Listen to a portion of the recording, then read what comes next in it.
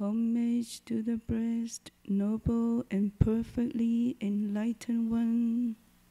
Homage to the blessed, noble and perfectly enlightened one. Namo Satanto Suchetoye Arahati Samya Samputtosye.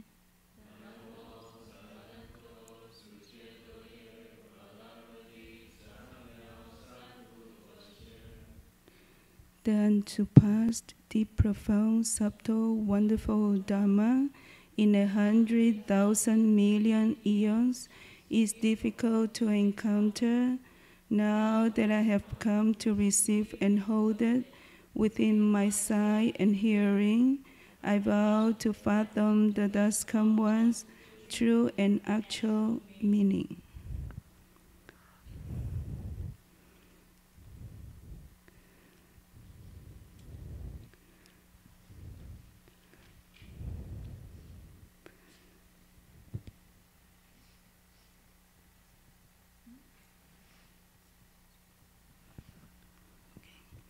Buddha, Bodhisattva, Venerable Master, Dhamma Master, and Dhamma friends, Amitabha. So this evening we continue with the Avatamsaka Sutra, chapter 26, part 2,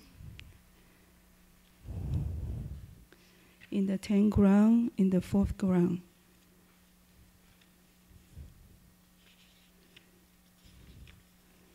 Okay.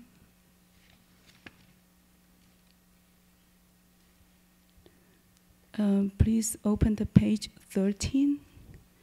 We are going to read the passage from the Bodhisattva until kindness. Okay.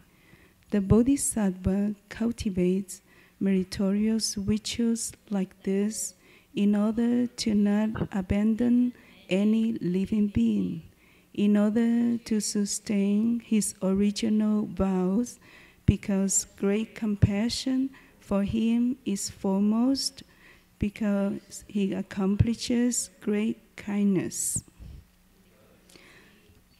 because he keeps the wisdom of omniscience in mind so as to adorn Buddha lands, so as to realize the Tathagata's powers, fearlessnesses, uncommon Buddha dharmas, hallmarks, characteristic, and voice, because he seeks the highest and most sublime path, because he follows in accord with the deeply profound liberations of a Buddha that he has heard, and because he reflects on great wisdom's skillful, expedient means.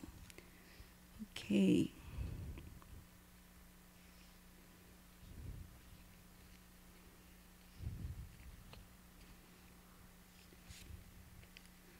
Okay, we can see here in this passage of the sutra,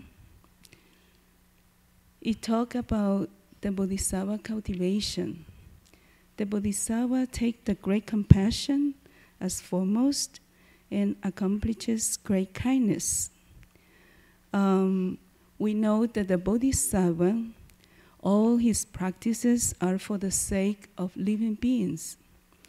And we know also that all Buddhas from the past, they practiced the Bodhisattva way in order to become Buddhas. And here mentioned the compassionate mind is the foremost. However, we don't forget other kinds of mind in all our actions, like vast mind, the great mind, equanimity mind, happy mind, cheerful mind, compliant mind, unconditioned mind, etc. All these kinds of mind are mentioned along the sutra, especially in the section of the 10 grounds. And we are ordinary people, but we learn from Buddhas and Bodhisattvas' energy and spirit. and try to practice the Bodhisattva way in our daily life. In the text, the Bodhisattva practiced merit and virtue in order not abandon any living beings, and also to sustain his original vows. Well, the original vows of the Bodhisattva is close all living beings and help all of them. How is the Bodhisattva practice? How did the Buddha teach the Bodhisattva regarding conditioned and unconditioned Dharma? For this part, I would like to share with you a few passages here in the Vimalakirti Sutra. And it mentioned about how the Buddha teach the Bodhisattva to practice the conditioned and unconditioned Dharma. In the chapter 11, the Bodhisattva from fragrance world, they descend from this world to the Sabha world to pay the respect to Shakyamuni Buddha. And also requested Dharma from Shakyamuni Buddha. And the Buddha told these bodhisattvas and said, you should learn the teaching of the emancipation of the exhaustible and inexhaustible. What is the exhaustible?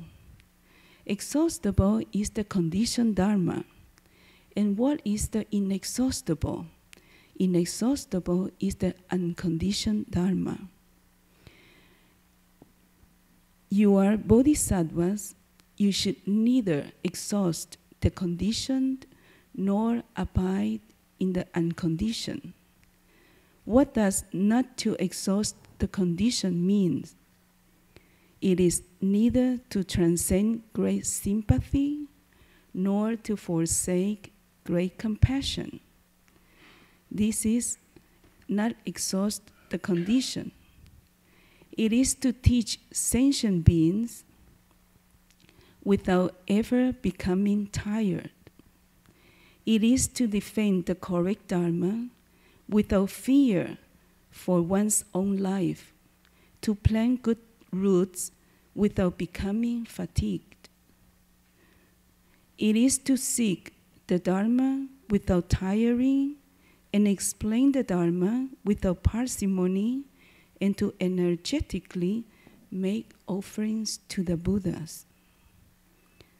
By doing so, one will enter samsara without fear, be without sadness or joy regarding the various honors and disgraces, not belittle the unlearned and reveal the learned as if they are Buddhas, cause those who have fallen into the afflictions to generate correct mindfulness, distantly transcend pleasures and not consider it valuable, not be attached to one's own pleasure, yet celebrate the pleasures of others.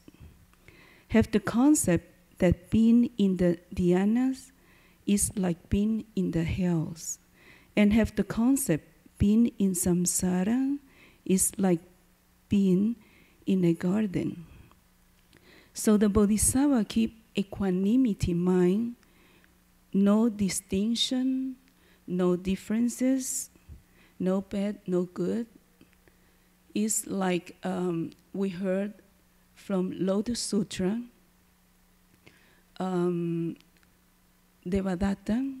Everybody know about Devadatta, Venerable Devadatta. He shed the Buddha blood, right? And in the present life, he went directly to the hell.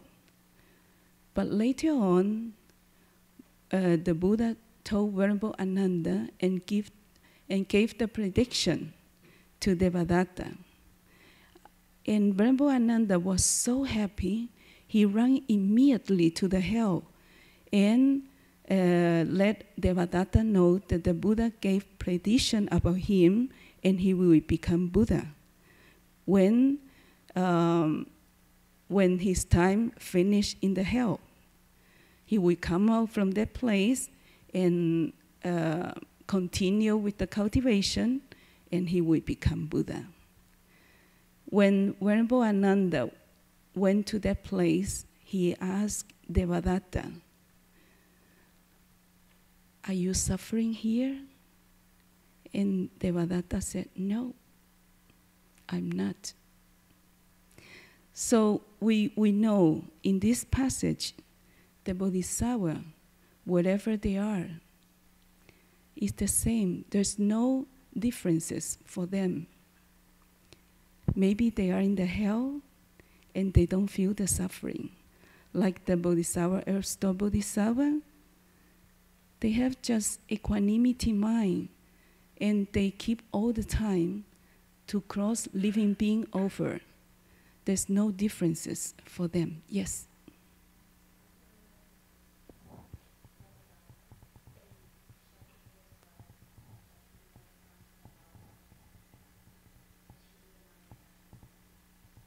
If he what? Yes. No.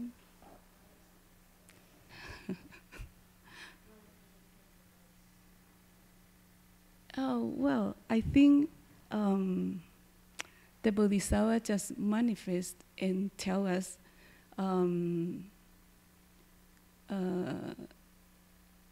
this part, if we commit offenses, we go to the hell, right? But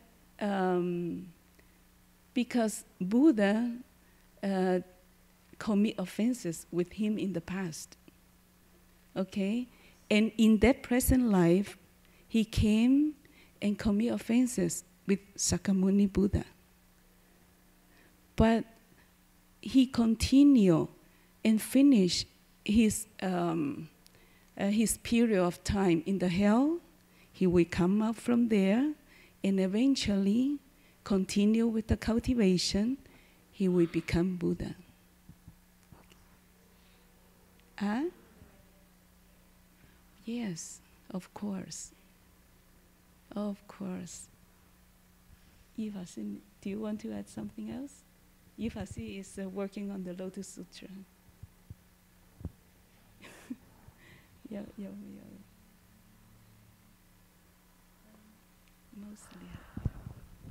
I know that in some sources, Devadatta is described to be a good person, but in some sources, he is described as a bad person.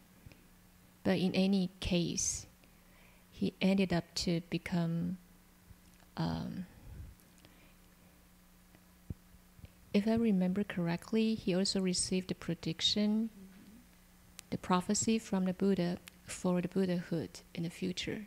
But I don't remember when that will come to him. And the reason why he had this occurrences with Shakyamuni Buddha is because in the past life they used to be brothers, I think, and then Shakyamuni Buddha, as his brother, he mistreated his brother, which is Devadatta's former life.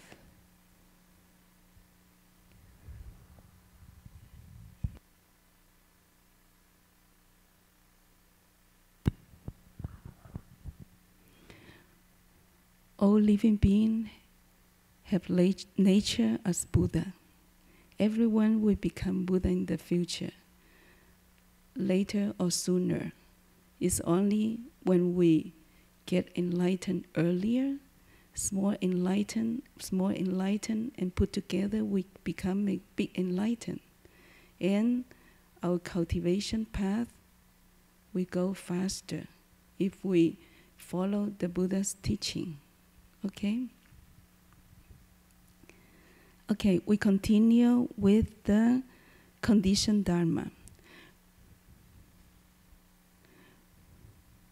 When we have the concept that seeing one coming to make a request is like an excellent teacher. Have the concept that to forsake one's various position is to replete in omniscience. Have the concept that to see transgressors is to generate protection. Have the concept of the paramitas, being one's parents, and have the concept of the factor of enlightenment being one's subordinate. One will create one's own Buddha land with the various ornamentations of the pure countries. Practicing limitless charity, one will become replete in the 32 characteristic and 80 subsidiary marks. Eliminating all evil, one will purify one's body, speech, and mind. Hearing of the immeasurable merits and intentions of the Buddha, one will never become tired.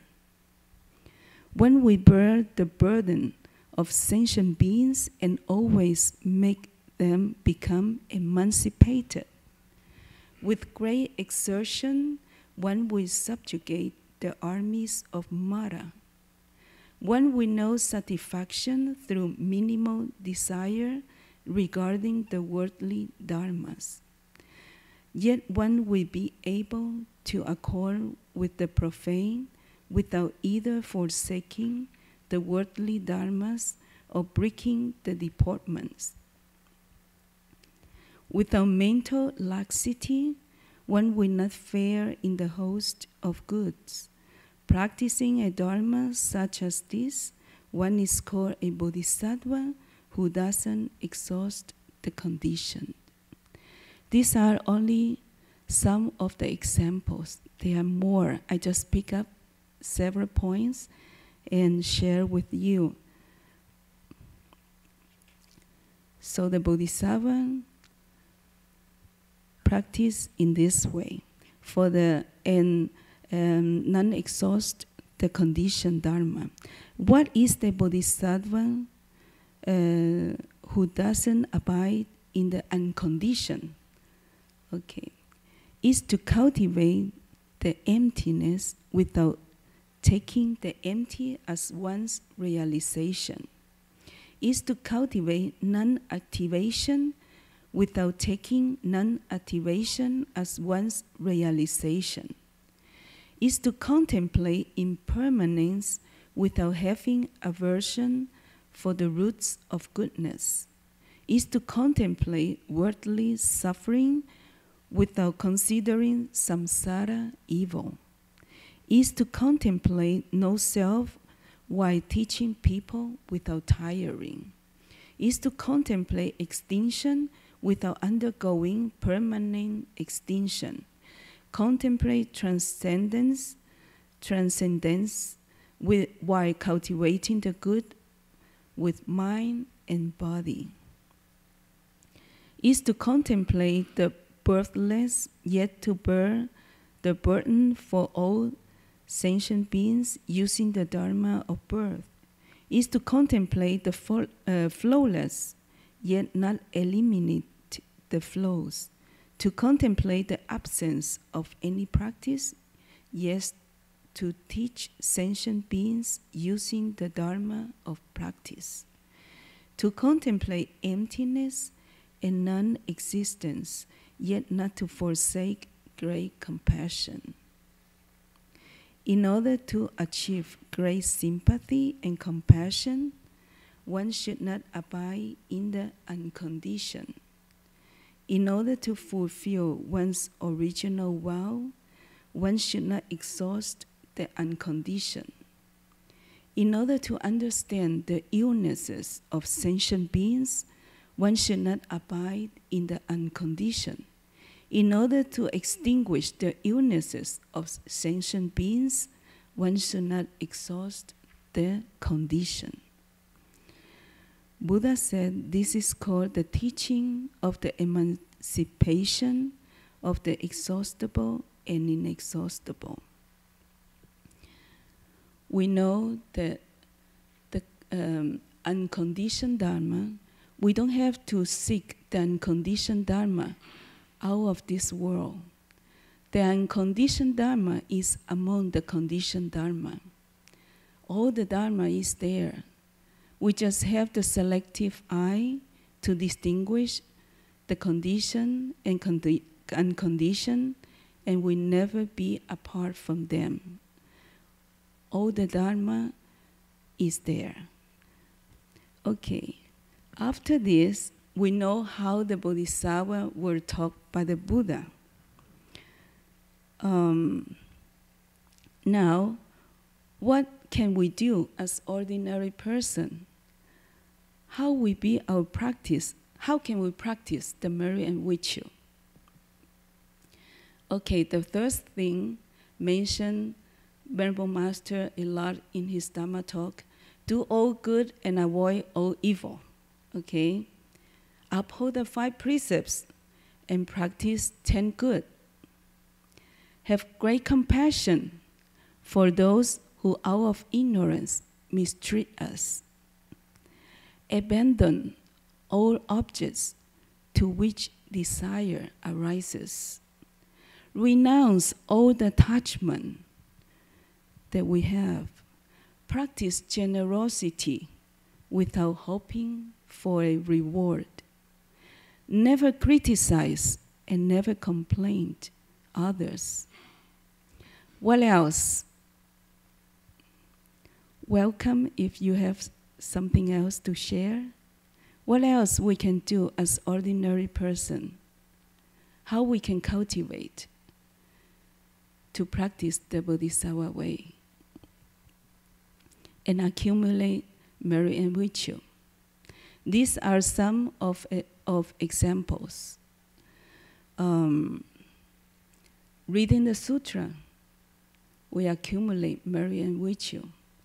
Making offerings to a triple jewel, we accumulate blessing.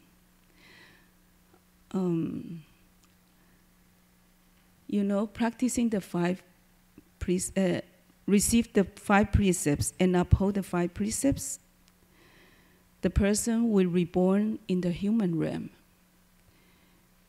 If you uphold the 5 precepts and practice the 10 good deeds, the person will be reborn in the heaven. Upholding the 10 precepts and practice 100 good deeds, the person will become Arahat. Upholding the Bhikkhu precepts and Bodhisattva precepts, one will attain Buddhahood. So cultivation is a long path. We just keep going and according with the Buddha teaching. We know from sutras, records of high Sangha, stories of patriarchs.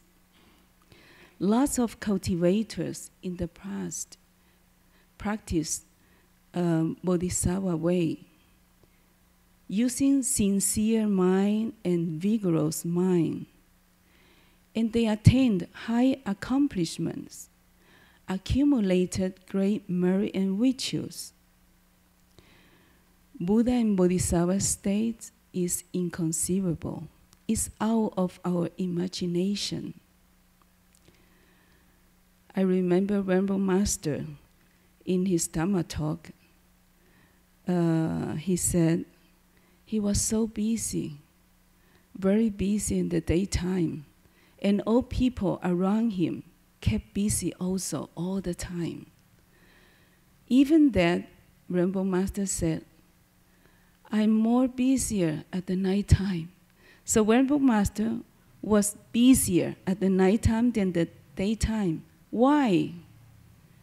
Because living beings just went to him and complained and said, tell to your disciples, don't ask me to take the 3 refuge and the 5 precepts because I'm not ready for that. Yeah. the disciples just, we see the animal on the road, just, you have to take the three-way refuge. You have to leave the animal realm, okay? In the next life, you can become human being or whatever. But some of them, they said, we are not ready to take the 5 precepts. Please tell your disciple, don't tell us to do that. Okay. So Venerable Master also keep very busy in the night time. We know a lot of Sangha attain great accomplishment, but also ordinary people, a lot of them attain great accomplishment also. I want to share here the story of Wang Fengyi. I don't know if some of you have heard about Wang Fengyi, the good man Wang. He was a farmer, illiterate, and he practiced filiality as foremost. He helped people in his community to solve daily life's problems, like fight between couples, disagreement between father and son, argue between mother-in-law and daughter-in-law. In order to bring peace and harmony to the family, he will find the root of the problem. And he realized that all problems come from mind. He realized that the people get sick, and all the sickness come from the imbalance, because the mind is not at peace, so the elements in the body become out of balance. In his book, mentioned a lot of incidents happened in his community. One of them, I remember, he was teaching his wife, and his son got married, and the daughter-in-law was a very quiet person, and she was very reserved, and she didn't ask either when she has any question, because she didn't dare to ask. And then one day, she cooked for all the family, and the grandfather didn't like what she cooked, and he didn't eat it. Then her mother-in-law stood up immediately, went to the kitchen and bring another dish. Quickly, she prepared immediately and she bring to the table. And the grandpa, of course, he liked it and he ate for his lunch. And the daughter-in-law was so embarrassed, and she became sick the following day. And her sickness couldn't recover. She kept coughing for weeks. And then one day, the good man Wang, who was his father-in-law, and he was thinking how I can help my daughter-in-law.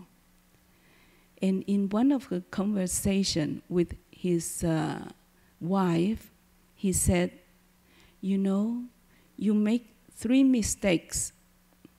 Then our daughter-in-law got sick. And she said, me? What did I do? What was wrong that I do? What happened? And he said, first, you didn't cook on that day, and you didn't tell our daughter-in-law what to do, because she was unfamiliar with the kitchen stuff. And you just let her go to kitchen and prepare the meal for everyone. And that's it. and you didn't tell her how to do it or what to prepare. This is your first mistake. The second, when you saw the grandfather didn't like to eat, you should exhort him and tell him, oh, this was prepared by the daughter-in-law. Tomorrow I will prepare your favorite food. But today, just try it, okay? And he said, you should exhort her, grandpa, to eat. That's your second mistake. And the third one, he said, you stood up immediately, go to the kitchen, and you didn't tell your daughter-in-law to go with you. You should tell her to go with you and tell her to ask next time what to do if you don't tell her what to prepare. And tell her how the grandpa liked the food. And she would be more familiar with all the stuff in the kitchen. And you didn't do it. That's your third mistake. Oh, after the conversation with the wife, the daughter-in-law was in the next room, and she heard all the conversation. Then I think the good man Wang just tried to speak louder, and let her listen all the conversation, and let her know somebody care about you, okay? And she won't feel so embarrassed. Oh, nobody care in this family about me, And effectively, she recovered. And she felt much better the next day. And she recovered her sickness in few days. In this way, it's just subtle things, just some movement in the family. In the ancient time in China,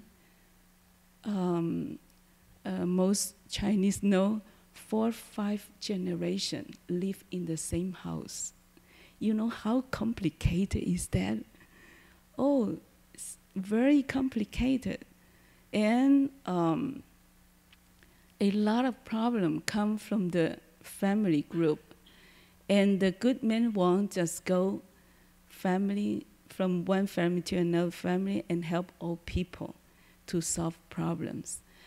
Because he just find out the root of the problem, and he would talk to each one to come out and make them feel better, okay? And he said, all come from the mind. So he was focusing in the point of the mind of the people. And the people just went to him and asked him for help. And another point, he said, women are pillars of the family.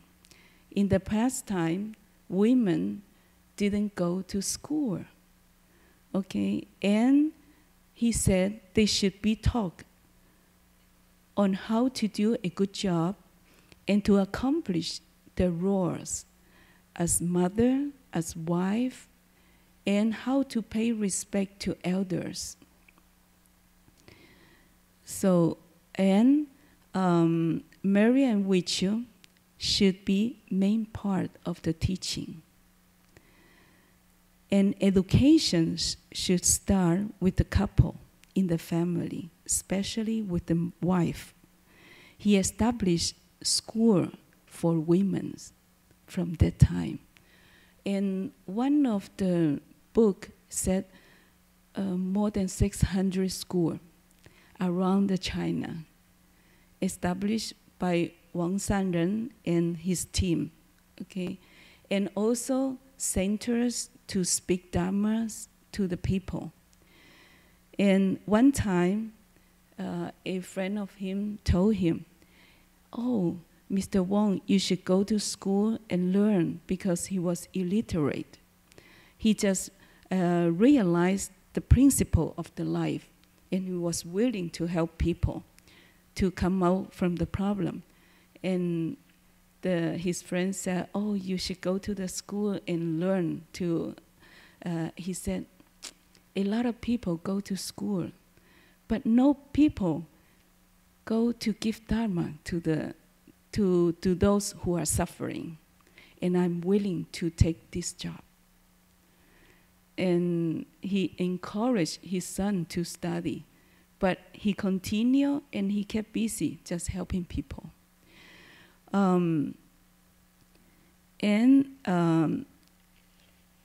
He used sincere mind, pure mind, and told people not to fight, not complain, not be greedy, no selfish, no contention.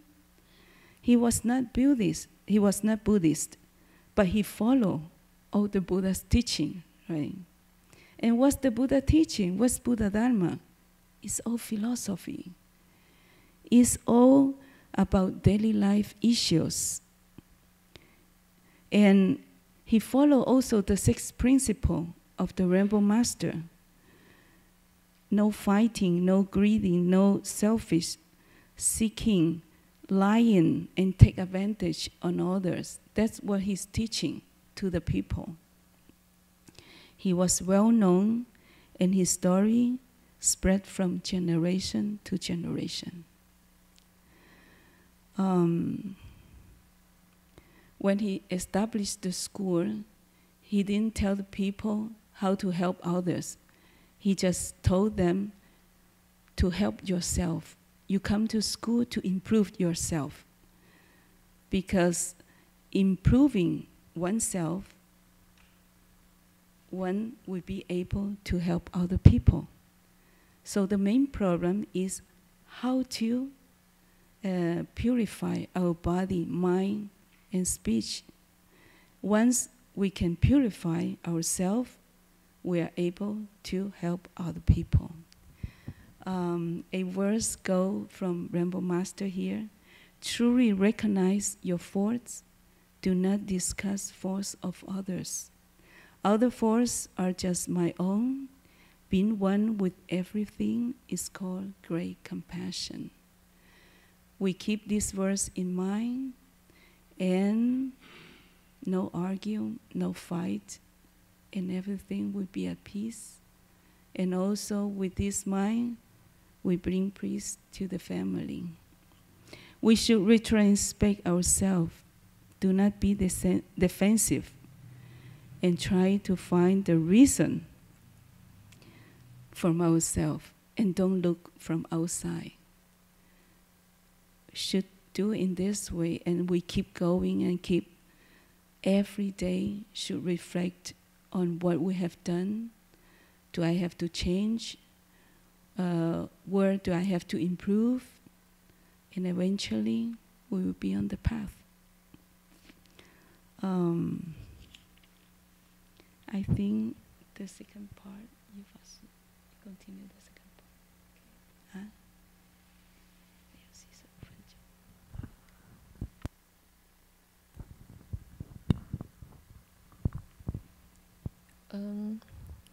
I'll repeat the sutra text where I'm going to go through, so as to adorn Buddha lands, so as to realize the Tathagata's powers, fearlessnesses, uncommon Buddha dharmas, hallmarks, characteristics, and voice.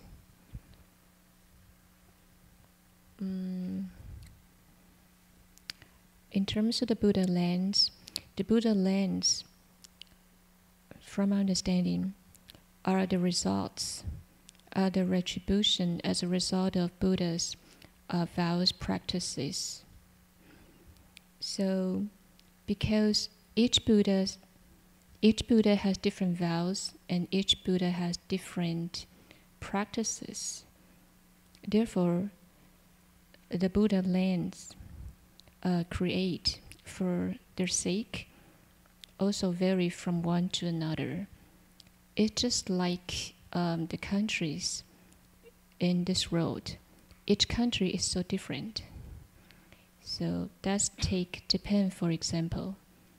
Japan is a country surrounded by sea, and within the land there are a lot of mountains. they don't have enough farmland to produce crops, to produce food for them. So they rely heavily on sea. So they eat a lot of fish. And Japan has a long history, bad reputation. They are very aggressive invaders because of their geographical shortage. They wouldn't be able to sustain with the limited sources, natural sources they have.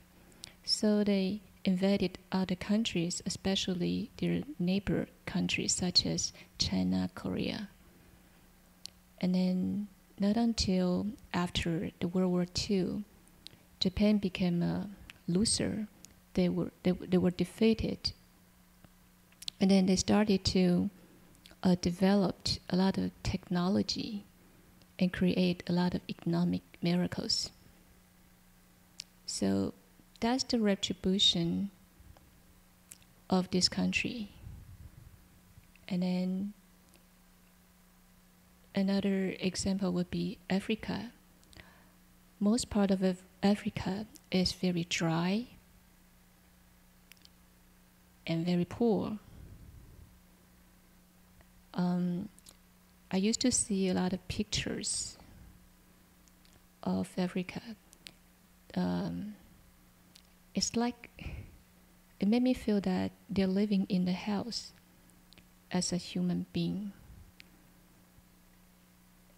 In this country, the United States, I believe that many of you heard about Shifu's comment about this country, but that was a long time ago. The comment was made a long time ago. The Venerable Master said that many people in this country actually are from the heavens because they haven't finished their blessings. Yes, they used to be heavenly beings.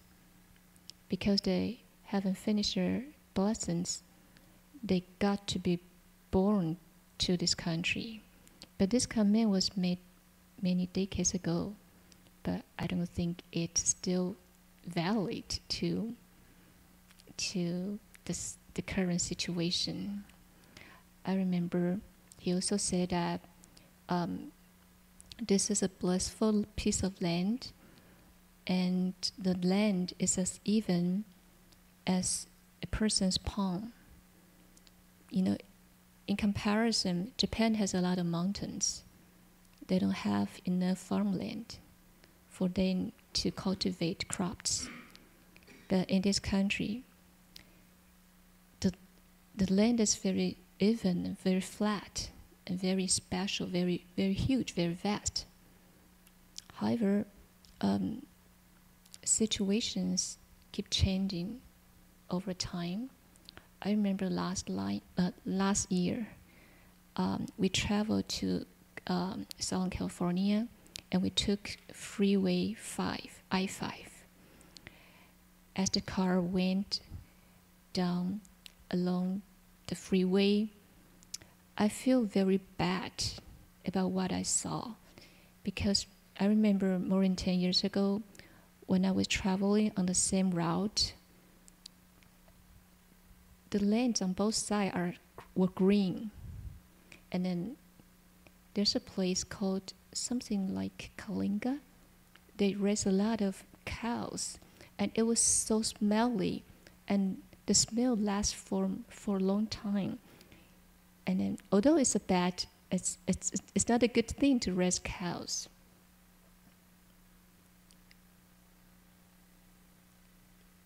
The reduction of the cows also indicate the economy was so bad. And not only that, the lands on the sides of the freeway were dry, very, very dry. And then the farmers have to only cultivate a small portion of the land, and then that the rest of the land take rest, because they don't have enough water for their fruits or vegetables.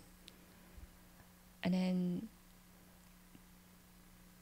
the economy downfall has been a topic that people have been talking about, for many years.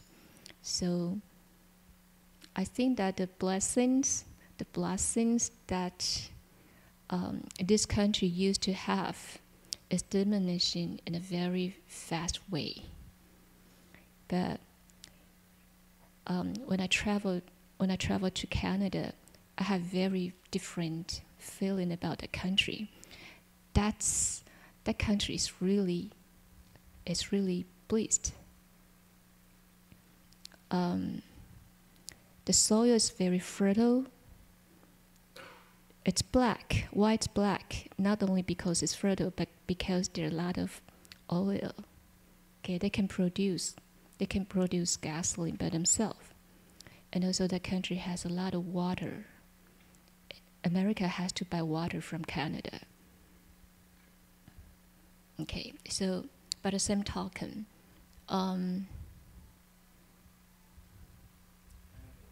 yes. I don't fully understand, so allow me to clarify. There's very good sort of dig into this topic. So we may have a different context. We may find ourselves in a first world country, which provides better circumstances. A third world country where the circumstances may challenge our ability to live or to cultivate. You may say that we're on the end age, or not at a end age. I guess my question, what I'm trying to understand is how much, these may be the conditions that we may face, right? They may be supportive conditions or conditions that challenge us. But how is that relevant to our need to cultivate, right? Regardless of being government engaged or not government engaged, regardless of it being first world country or third world country, while we may have these conditions that may support challenges, regardless, we still have the means to cultivate. And these conditions can exist.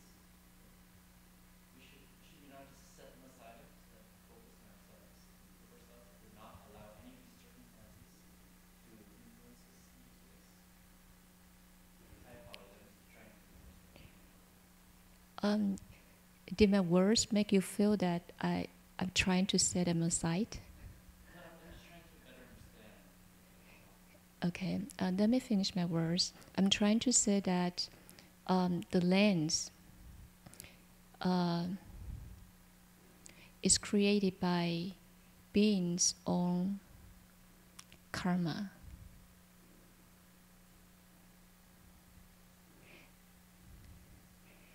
But I didn't mean to, to look down on people who are in the third world.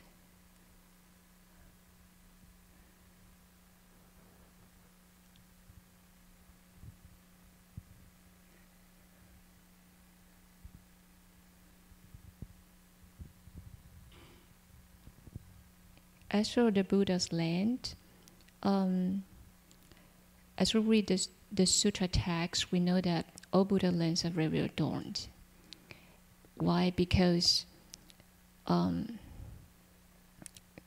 Buddha lands were formed because of Buddha's virtue and their practices and their vows. And then in this world, we call it Sabha world. This is the land where Shakyamuni Buddha became enlightened. So in this case, I really have deep appreciation for Shakyamuni Buddha, because the Sabha world is a turbid and dirty world. No matter how adorned, how beautiful some other countries are in this world, they cannot be compared to the Buddha, to the Buddha's world in other lands, in other universe. Then Shakyamuni Buddha decided to be born into this world and left behind a lot of teachings to living beings in this world in order to help them, to lead them and guide them through all those things that will make them leave suffering and receive and get liberation. That's the point I want to make. Any question? Okay.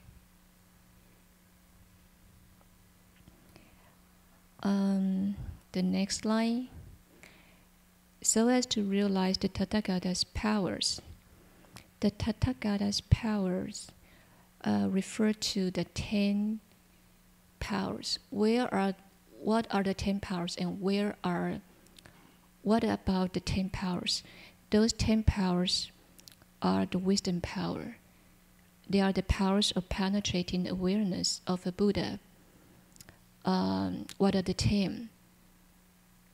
The first one is the Buddha has the wisdom power to know what is right and what is wrong in every condition.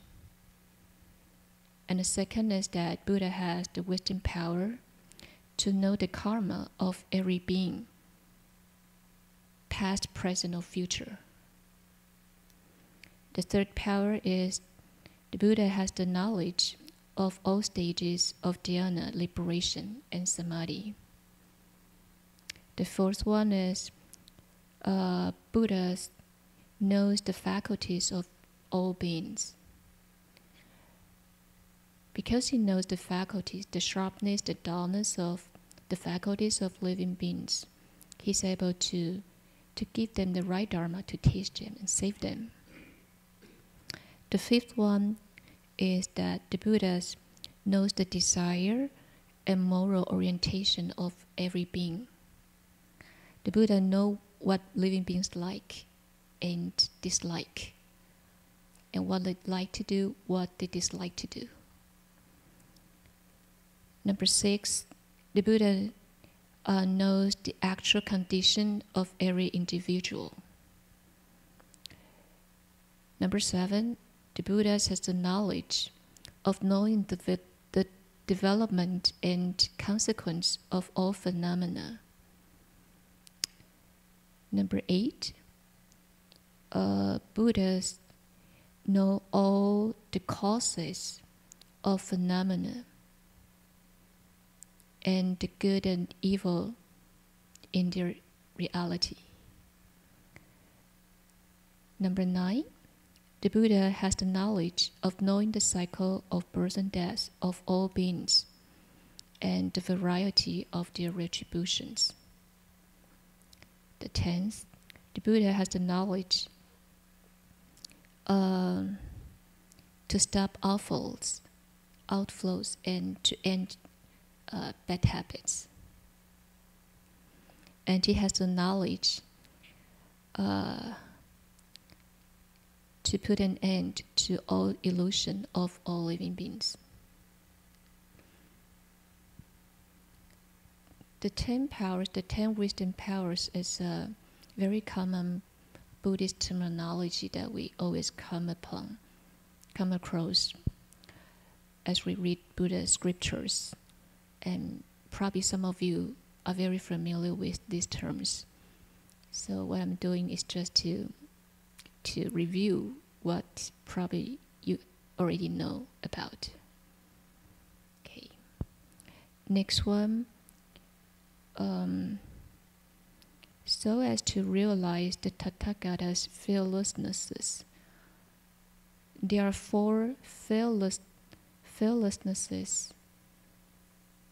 pertaining to the Buddhas. Does any one of you know what are the 4 fearlessnesses of the Buddhas? Actually, the Bodhisattvas also has 4 fearlessnesses, but here we're talking about the Buddha's fearlessnesses. Connie, do you know what are the 4?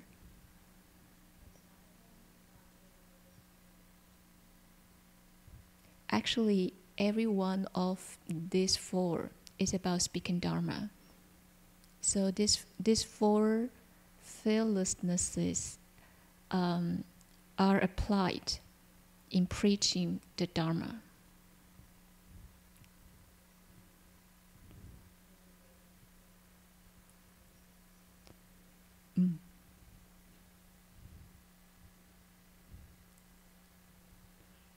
How about the rest of you?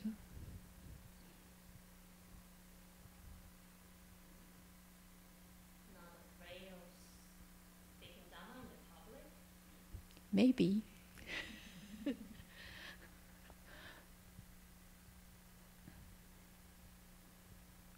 Anyone else?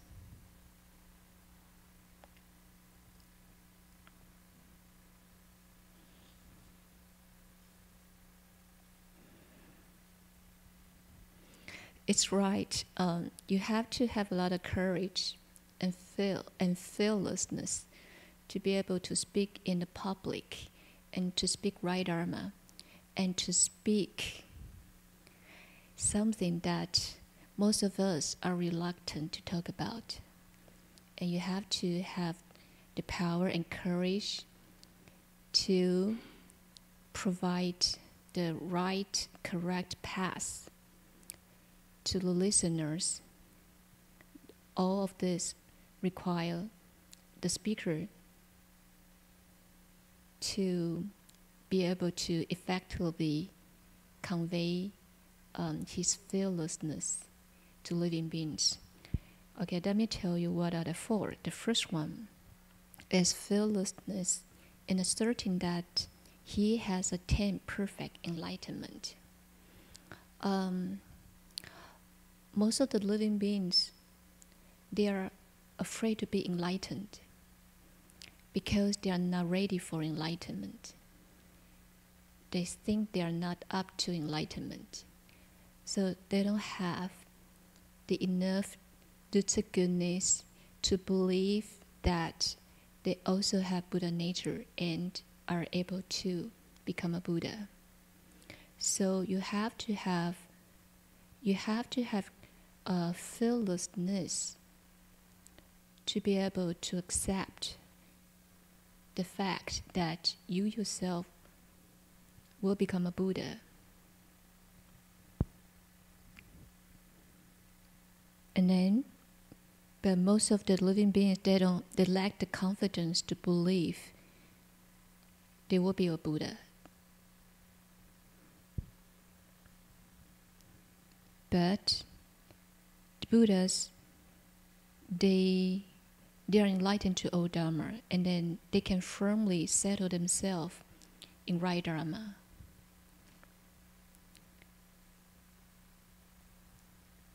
Number two is fearlessness in asserting that he has destroyed all contamination. Contamination means defilement. Okay, pollution.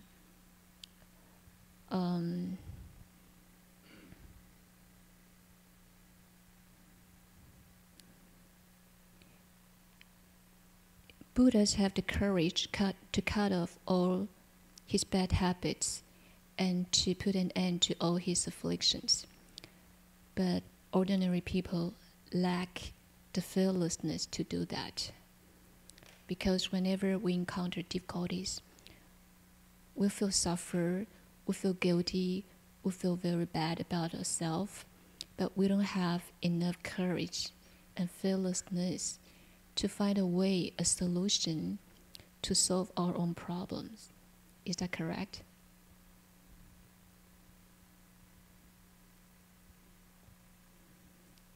And still, there are others who always run away from their own problems. They cannot face their own problems.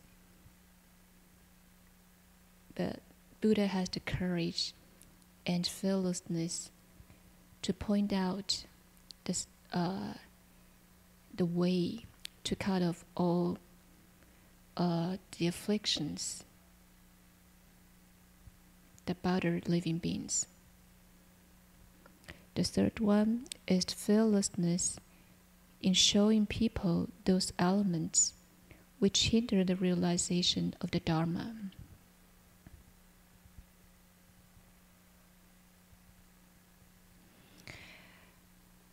So the Buddhas do not, they are not afraid of facing the obstacles that hinder them from getting enlightenment.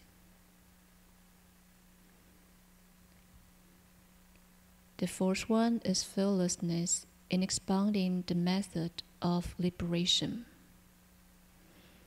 The Buddha has the courage to show the way to liberation to living beings. Those are the four fearlessnesses in preaching the Dharma.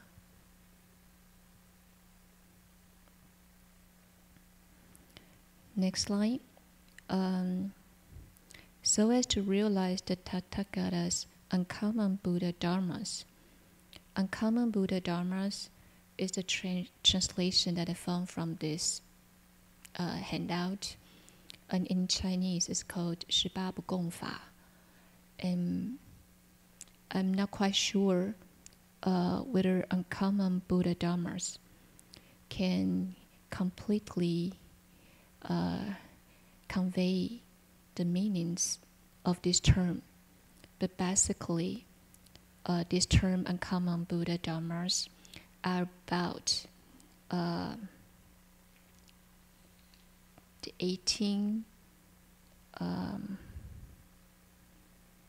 distinctive abilities of the Buddha, and such as the 10 powers and the 4 fearlessnesses, the 18 distinctive dharmas of the Buddhas are also very commonly seen Buddhist terminology.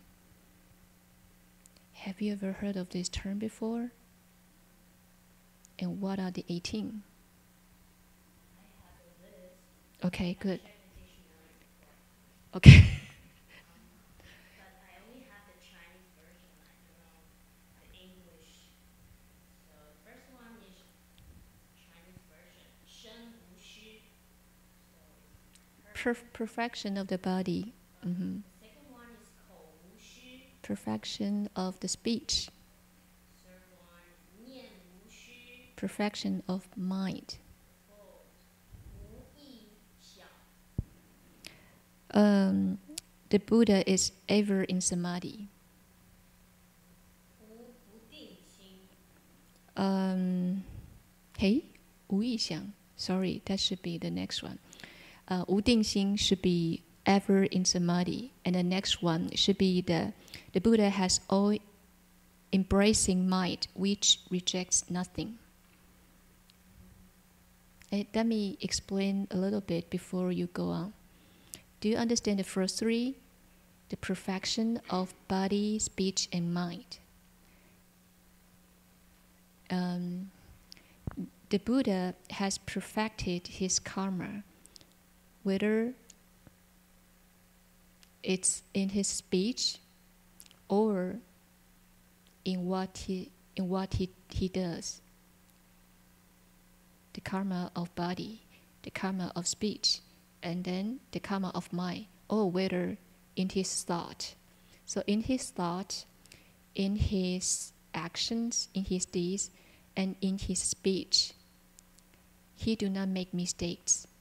He has perfected his karma in speech, mind, and body. These are the three. The first three distinctive abilities pertaining to the Buddha.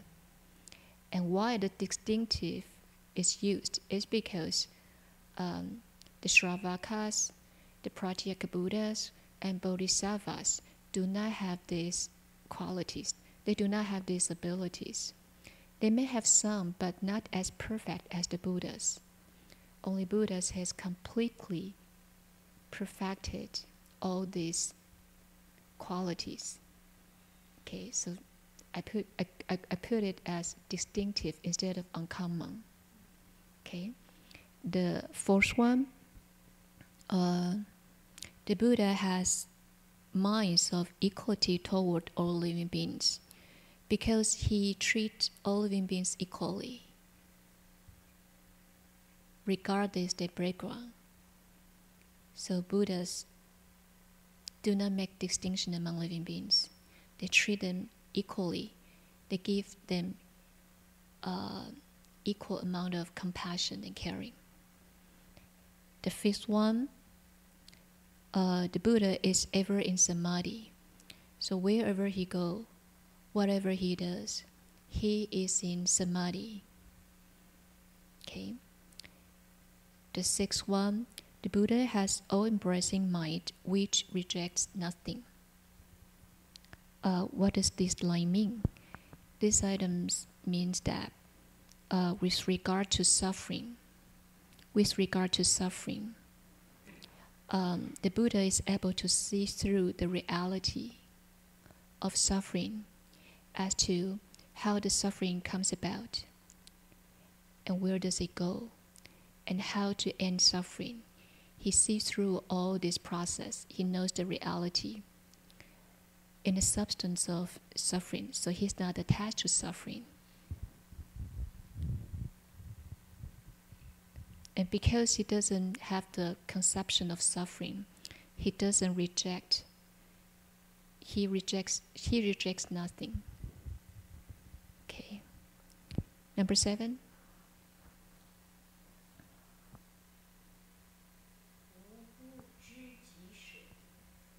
这个刚才讲过了。欲无减。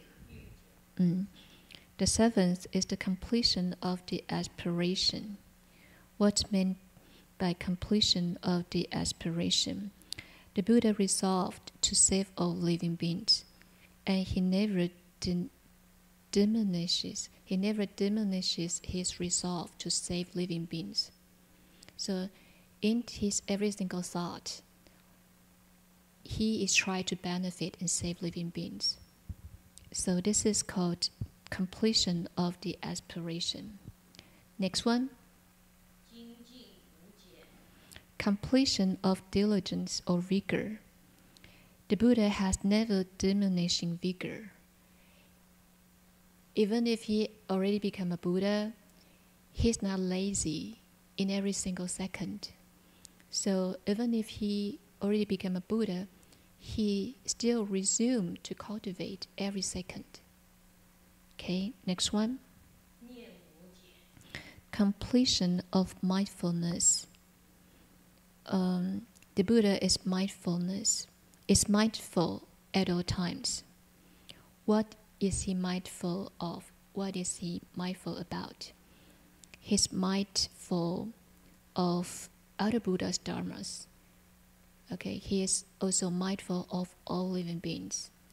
And he is also mindful of all the practices that can enhance his ability to benefit all living beings. Okay, next one. Completion of wisdom.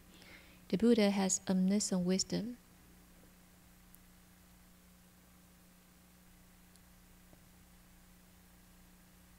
Only Buddha has omniscient wisdom.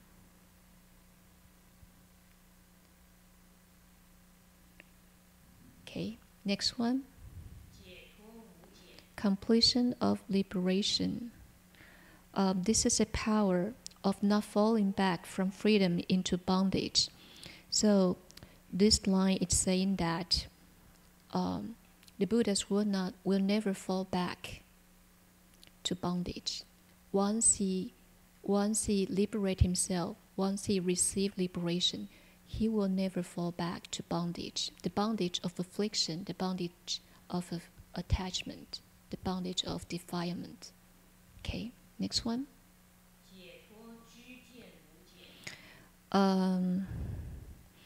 Buddha's insight will not fall back from the vision attained in liberation. So once he attained the proper and right insight and vision, he will not fall back to deluded thought or vision. Next one.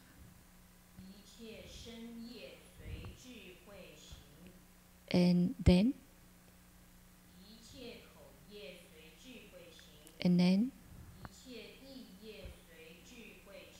So from items 3 up to 15, those are the deeds and mind according with wisdom, body and speech. So in everything the Buddha does in all his speech, his deeds and mind, his body and speech are always accordant with wisdom.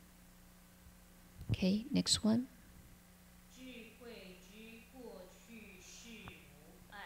And then last one. So items 16 up to 18, the last one, those are about the omniscience in regard to the past, to the present, and to the future. So Buddha has omniscient wisdom to know the past, the present, and the future. Those are the 18s. Have you ever heard about this? Okay. Next line. As to realize the Tathagata's Hormats, I believe many of you know the Buddha's Hormats. How many of them? 32? That's all? 34?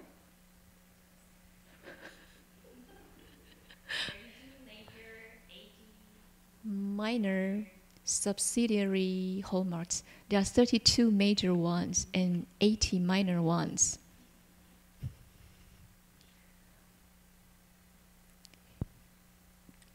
Can you tell us, can any one of you share some of your understanding about the hallmarks of the Buddha?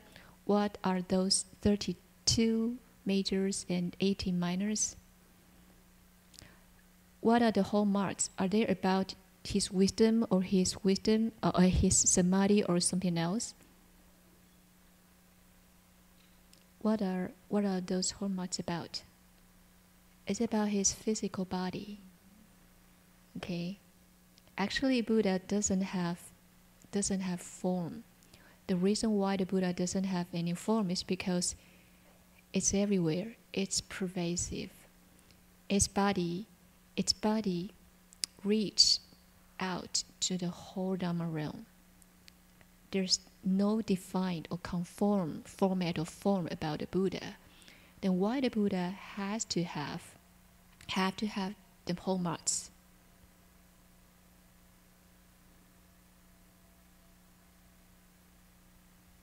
Because Buddha's hallmarks please people's eyes, please living beings' eyes. By watching, by beholding the Buddha's hallmarks, people feel very delighted and feel very inspired. Okay? If you see a person who's really, really adorned with big figure, how do you think about that person? Will you admire him or her? No? Yes. Okay. So, yes. I know in the past, Buddhists often talk about expedient means to cross over different individuals. One expedient mean may work for one individual, while another expedient mean may work for a different individual. Mm-hmm. There are many different paths, many different expedient means. Similarly, you could say these are expedient physical transformations. Mm-hmm. These are different expedient bodies. One serves physical characteristics, more physical.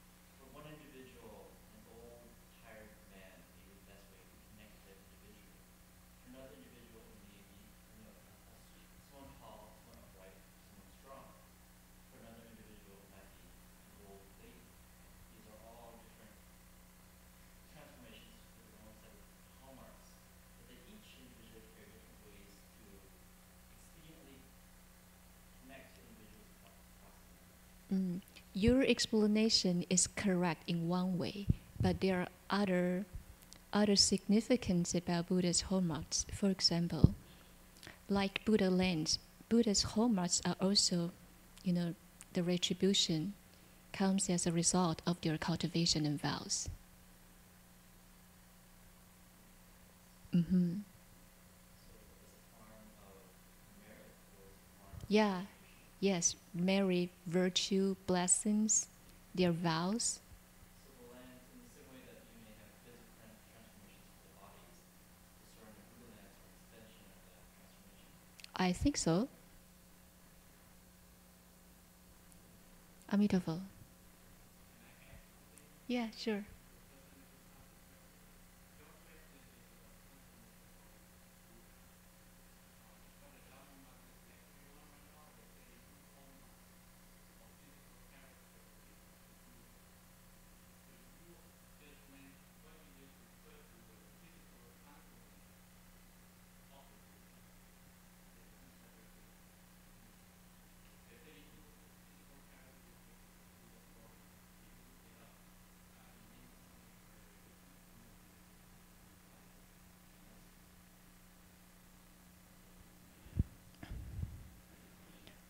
There's one more important topic I want to introduce to you before I finish. The next line as to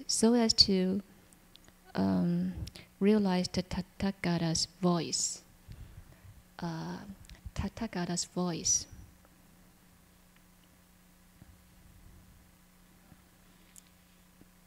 Probably none of us in this room have ever heard the actual voice of the Buddha, so we can only imagine through the words, through the language.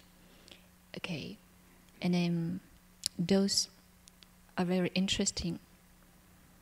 When the Venerable Master lectured on the Earth Door Sutra, he talked about the Buddha's voice. The Venerable Master said that the Buddha has 4 unobstructed eloquence plus 8 voice, 8 attributes of voice. Okay, the 4 unobstructed eloquence must be very familiar to many of you in this room. What are the 4? 实无外变. Okay, unobstructed with regard to the content and meaning of the Dharma. That means when Buddha speak about Dharma, the meanings contained in his speech is limitless and boundless. The next one is 法无碍, which is unobstructed with regard to the Dharma. The Dharma that the Buddha lecture is boundless, limitless. The third one is unobstructed speech, which means that the Buddha understands all the languages of living beings. Although to us, he's speaking in one language, but he can make everybody understand. Whether you are American English speaker or Japanese speaker or French speaker, the Buddha, when he talk in one language, every being in this room would be able to understand him. The Buddha has this kind of ability. The fourth one is the unobstructed ease in explaining the Dharma. That Buddha take delight in expounding the Dharma. What are the 8 attributes of Buddha's voice? These 8 are very interesting to me. The first one is the Buddha has extremely fine and elegant voice.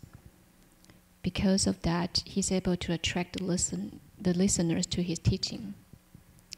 The second one, the Buddha has a soft voice, so it pleases people's ears. The third one, the Buddha has harmonious voice, so because of that, he's able to soften the minds of the listeners. Then they will be able to understand the teaching. The fourth one, the Buddha has dignified voice, so the Buddha is able to, his voice is able to invoke respect among living beings who listen to his speech. The next one, the Buddha has non-feminine voice. So that means the Buddha's voice is very masculine and can inspire awe among the audience. The sixth one is the Buddha has an unerring voice. So when he's talk, he is able to enable the listeners to attain right views and to avert evil. Seventh, the Buddha has an inexhaustible voice. Because his voice never stops, he can continue ceaselessly. The last one, the Buddha has a profound and far-reaching voice. I don't have time to tell you a story about a far-reaching voice. It's 9 o'clock.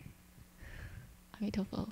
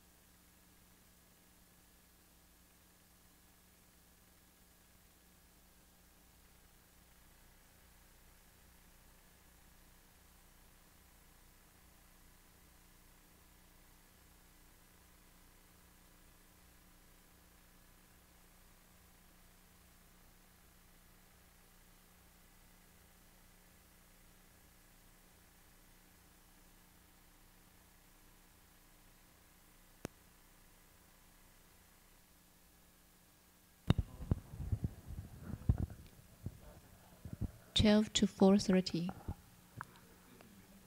in Oakley Museum. Did everybody hear that? Okay, that's a yes. So let's do dedication now. With every living being, our minds are one day radiant with light. Share the foods of peace with hearts of kindness, luminous and bright. If people hear them sing, our hands and hearts inviting, given unity. May their minds awake to great compassion, wisdom, and to joy. May kindness find reward. May all who sorrow leave their grief and pain.